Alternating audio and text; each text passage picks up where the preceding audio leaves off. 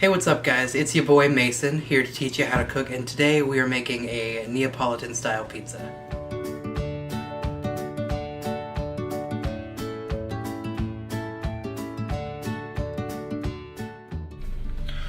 Alright guys, today we're making two Neapolitan pizzas.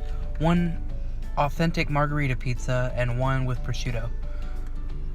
But first we need to talk about the cheese. This is one 16-ounce log of mozzarella. I'm just shredding it with my hands, letting it go into natural little bite-sized pieces. Just make sure they're not too big or else they won't melt properly on the pizza. After that, we need to take a cheesecloth, wrap it around it, and squeeze all that water out because we don't want a soggy crust later on, and it'll help it brown.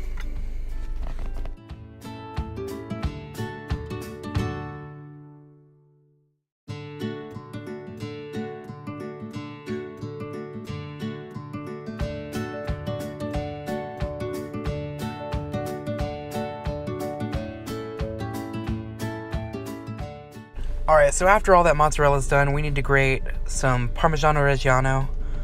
Probably just about a quarter cup for two pizzas would be great. After that, we're going to need to chop up some basil, just so it's not full leaves. Just smaller pieces is great. So one thing about Italian food is it's very simple and you can't skimp on ingredients. So always go for fresh, ungrated mozzarella, fresh basil, and the best olive oil you can find. That is really the secret to getting a great at-home Neapolitan style pizza.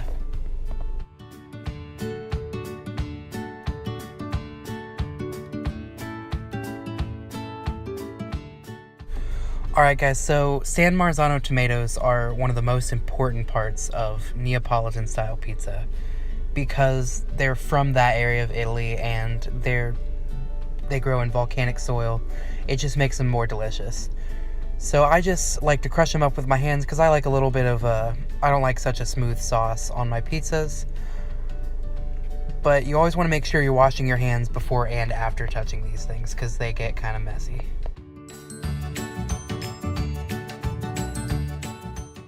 Alright, so I am cheating at this step. I'm using a pre-made pizza crust because honestly they're just as good as anyone that I can make. I usually prefer a thinner crust compared to a thicker crust, but if you guys like a thicker crust, you can always use one. Just alter the cooking times a little bit until it's just a little bit longer. That way the bottom of the crust cooks evenly.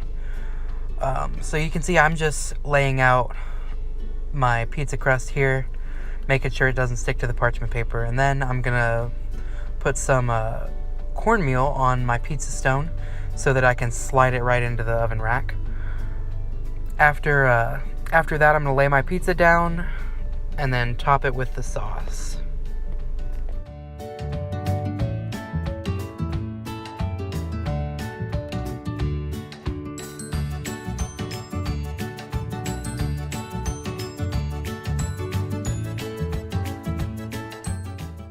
One thing I really hate is a pizza with way too much sauce. So I'd always try to keep it to at least 1 to 2 spoonfuls is great.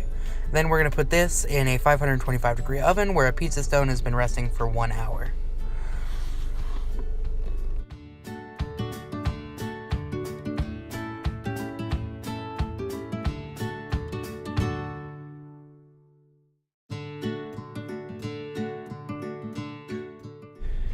So I like to let it cook for 1 to 2 minutes just until the sauce sort of starts to solidify a little bit. That way the crust can get a little head start because all the cheese is already cooked and the basil doesn't need that much. So I'm adding some fresh leaves of basil that we chopped earlier. And then right after that, I'm going to put on about half of that fresh mozzarella.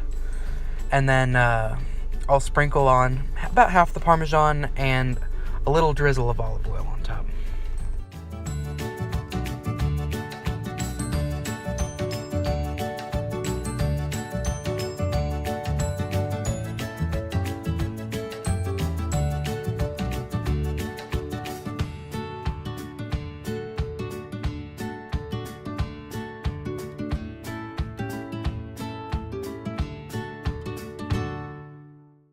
Alright guys, so about 5 minutes later, anywhere between 5 to 10 minutes, depending on how thick your crust is and how hot your oven gets.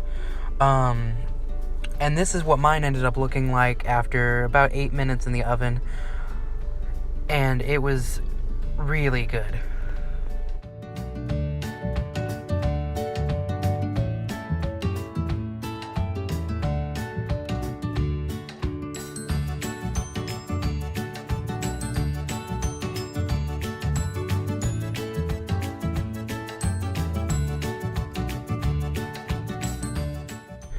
So for the second pizza, we're going to do pretty much the exact same process, but when we add the cheese, we're going to add prosciutto as well, which is this really great Italian-style ham.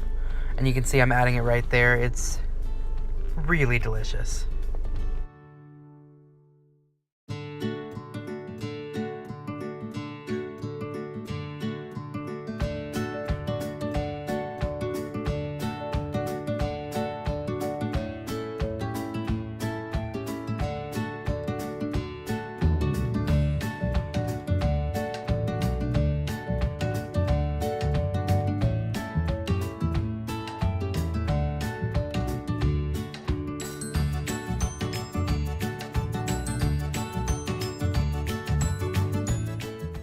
Alright guys, so I like my pizza just like this, without any other stuff on it.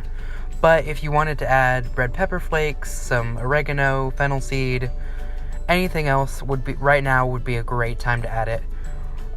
That way it gets melted into the cheese before you cut it. Alright guys, I just realized I forgot to film an extra for this video. If you have any questions, comments, or suggestions for the next recipe, put them down below. Also, follow me at Mason_Phoenix16.